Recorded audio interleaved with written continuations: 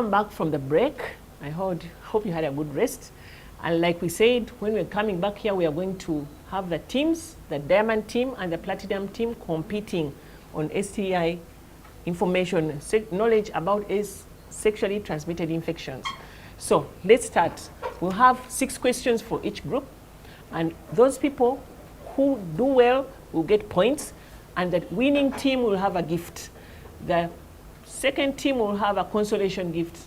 But the winning team will definitely have a good gift. So please collaborate and agree on the best answer so we can go ahead. Yes, doctor. I want to give them 3 seconds for the team to think about the answer they want to give. Just 3 seconds. Past 3, then you failed. Okay. Okay, the first question goes to Team Platinum. One can, and I want you to say true or false. The statement says, one can get STDs through sharing toilet facilities with a person or persons who have an STD. True. Thank you very much, Platinum team. Actually, the answer is false. You cannot get STDs through sharing toilet facilities with a person who has an STD. You get an STD through sexual intercourse with a person who is infected with an STD. Thank you very much. The second question goes to Team Diamond. Gonorrhea, the sexually transmitted disease, only affects boys and men. True or false? False. Thank you very much, Diamond team. You get a point. Gonorrhea only can affect both boys and girls, and it doesn't only affect boys and men. We are back to Platinum now with a second question to Platinum. The question goes to Team Platinum. A child can get STDs from an STD-infected mother. True or false? True.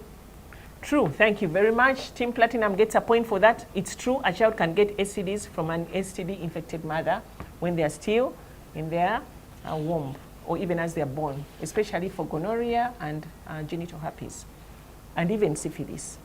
So the next question goes to Team Diamond. Alcohol and drugs are factors that can lead to unprotected sex for girls. True or false? True. I would like to say that this is a false statement, because I said alcohol and drugs are factors that can lead to unprotected sex for only girls. It does the same for boys and girls. I mentioned the girls, so please keep your ears open.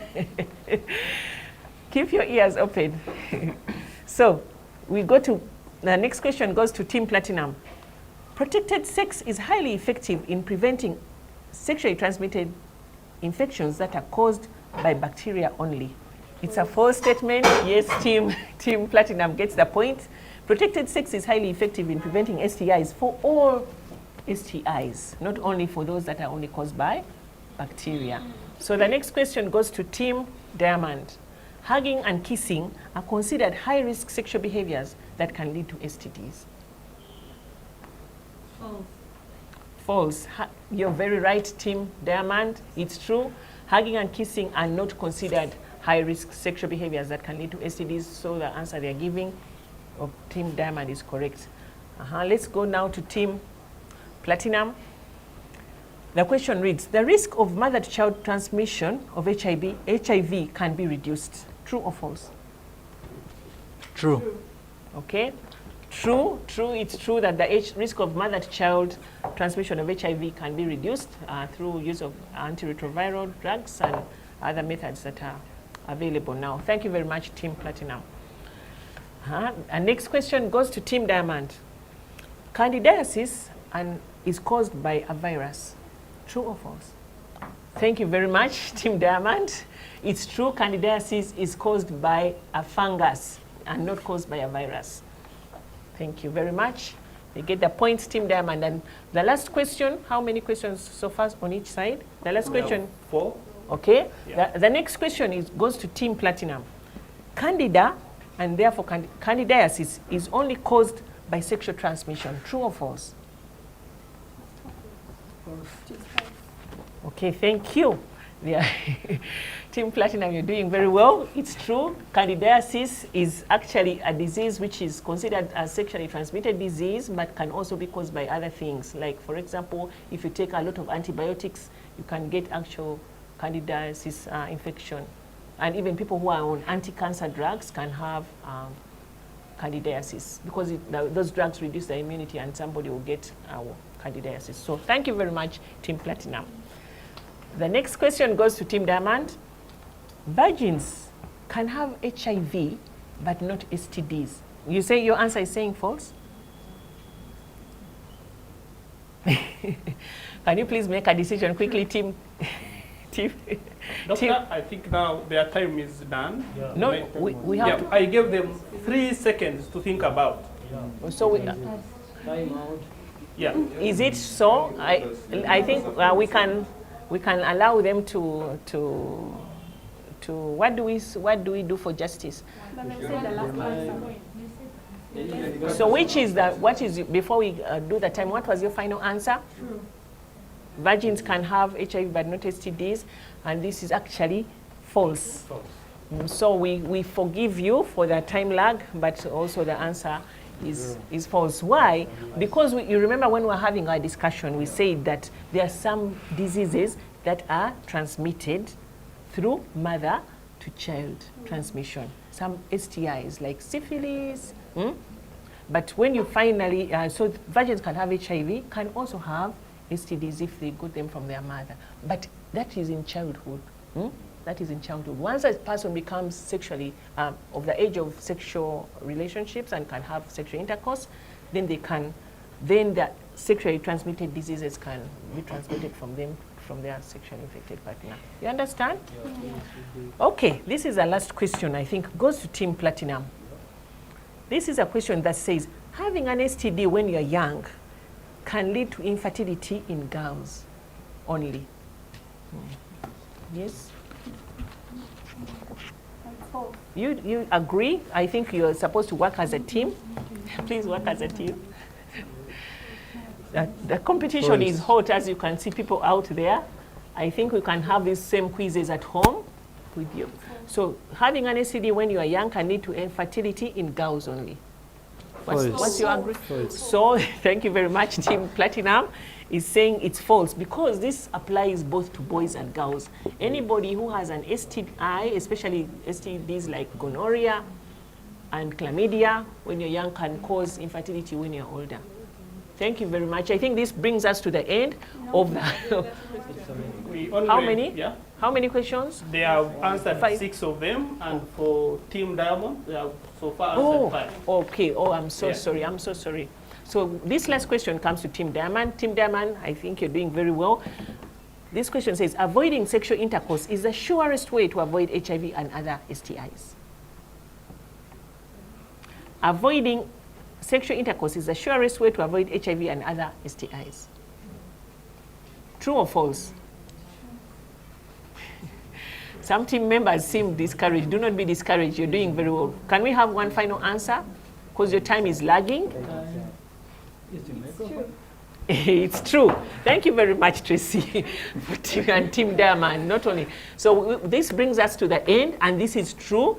Actually, avoiding sexual intercourse, especially for young people, is the surest way of avoiding HIV and other STIs. And for those who cannot avoid sexual intercourse, then they should be able to use condoms to reduce the spread of STIs to them. Let's get back and add up and find out who has won this competition.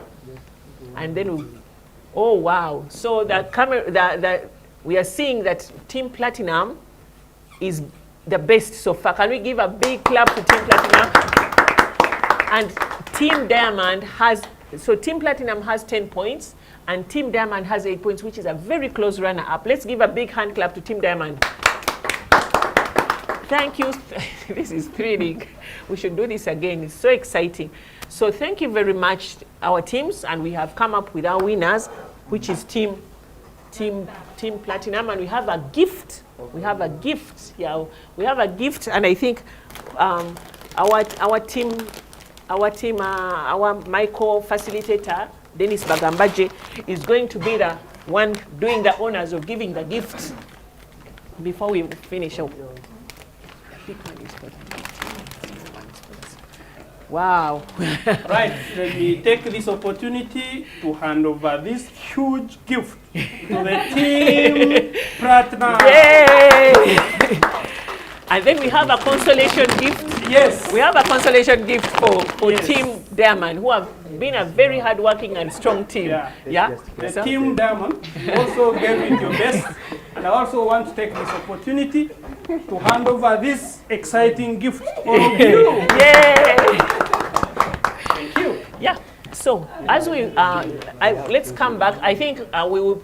I think everybody has done very well. These were hard questions that not even sometimes I was finding myself having difficulty in saying this is right, and yet I work in the STI field for such a long time. So thank you very much, and I hope people out there who have had our questions will be able to use these quizzes even at home among yourselves, so that you keep yourselves busy and read up more about STIs and how to prevent them among young people. We come back, Dennis, to you. And knowing what we have learned about sexually transmitted infections and our quiz and all that, I would like you to give us a brief discussion about how our young people can use responsible decision making in preventing sexually transmitted infections. Yeah, thank you, Doctor. Maybe before we could go to that, can we have some small room for these brilliant participants of today to ask if they feel they need some clarification from the quiz we have just ended, yeah? Thank you so much. Yes. Okay. Like there is a part where I said kissing and hugging. Now, like what if I kiss someone who has either a wound on their lips or their blood and they are positive? Won't I get infected? Okay, thank you very much, Isa, for that important question. It's true. The question we asked was, kissing and hugging a high risk for transmitting HIV and STD? It's not a high risk. It has a very low risk. It's true if someone has a wound and you're deep kissing and very deep invasive kissing, then there is that risk, but it's low.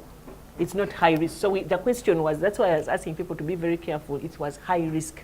High risk. So kissing is not high risk. Hugging is definitely not high risk, but hugging is high risk for COVID-19. So we are now in a changing era. So for COVID-19, it's a high risk, but for HIV and STI, hugging is not a high risk. Okay. Yeah, thank you very much. Okay. Okay, thank you so much, Doctor. Yeah. My question is, during the session, there was a question about like having protected, doing away with the like avoiding sexually transmitted infections. Is the surest way to avoid STI and HIV. Now, how comes to a scenario whereby a young person has been exposed, or maybe a young person, where they stay, it's a very, the environment is not so friendly, and then they're affected at some point. So are they ignored because they were raped? Are they ignored because maybe they were sexually active and then they indulge into sex or anything? So how can those young people be supported? Okay, thank you very much for that very critical question, Claire. I think this brings in the issue of coerced sex. When we're talking about avoiding sexual intercourse, we're talking about choices, making your personal choices. But in some cases, we found that very many people have been raped, have been abused, and have ended up with HIV or sexual STIs. The key thing in that is to get prevention. There is PEP, post-exposure prophylaxis, for people who have been raped. There is also treatment. There is also treatment for STIs in case you've been raped. So young people should be able to access those places of care, even in times when they are forced to have coerced sex. So these are things that we can do to prevent and treat where STIs. Doctor, to add on that, some of us, we don't know where we can access those services. Thank you. So Thank you. How can we be supported? Where to go? Wow, wonderful. These are great questions. I think Dennis can help us answer those questions. Yeah, sorry. Where can young people go to access care for STIs and HIV and prevention? Thank you very much. It is important that we seek care and treatment every time. And there are several places around us. And the most important is that we seek that care from are a health professional. And those health professionals are found in health facilities. Yeah, we have very many government health facilities. We have Reproductive Health Uganda. We have counselors around our communities. But maybe what we intend in most cases to avoid is these other clinics, yeah?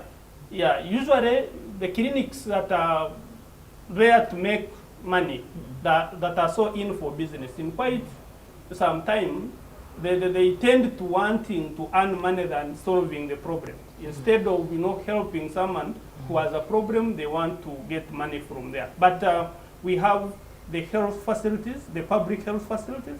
We have Reproductive Health Uganda, where we find very, very good professionals who can be able to give information and also treat, just in case we have one of the STIs we mentioned. Okay, thank you very, very much, Dennis. And as I know this is getting very exciting, but we are going to continue this discussion afterwards because our time is up. And maybe do you want to mention a clinic or two that you know?